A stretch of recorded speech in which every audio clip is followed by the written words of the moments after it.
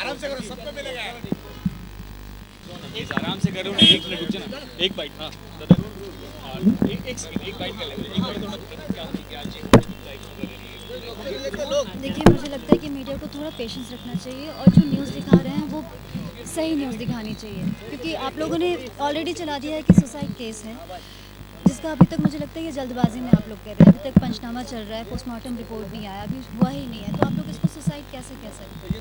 कुछ और भी हो सकता है। आप लोग काफी जो कि वहाँ पे पंचनामा जिन्होंने लगता है और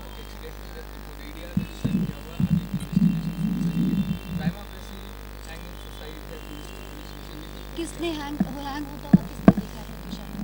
अभी तक आप लोगों ने न्यूज़ चलाया कि उसकी मॉम ने देखा है, मॉम जबकि अभी तक मुंबई पहुंची तक नहीं है, वो रास्ते में।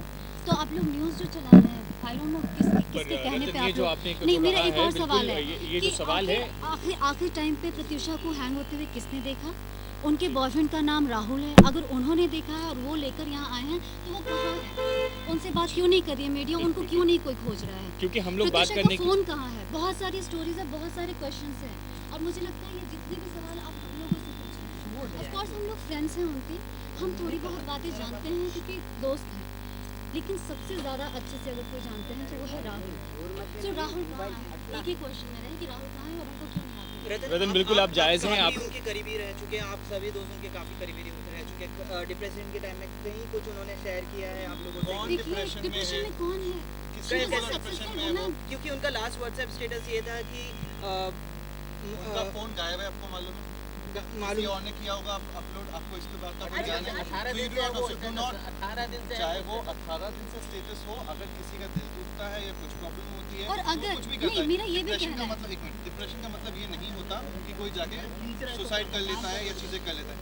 Late the suicide report be decided by postmortem and then you decide whether कि सुसाइड हुआ है या नहीं हुआ, ठीक है ना? रतन काफी हंसती खेलती एक एक्ट्रेस थी, वो कुछ शेयर करना चाहेंगे उनके बारे में कि किस तरह की? मैं फिलहाल कुछ भी शेयर नहीं करना चाहूँगी, सिर्फ रिक्वेस्ट करूँगी कि प्लीज़ आप लोग सही न्यूज़ दिखाएं और लोगों को सही न्यूज़ ही पता चले।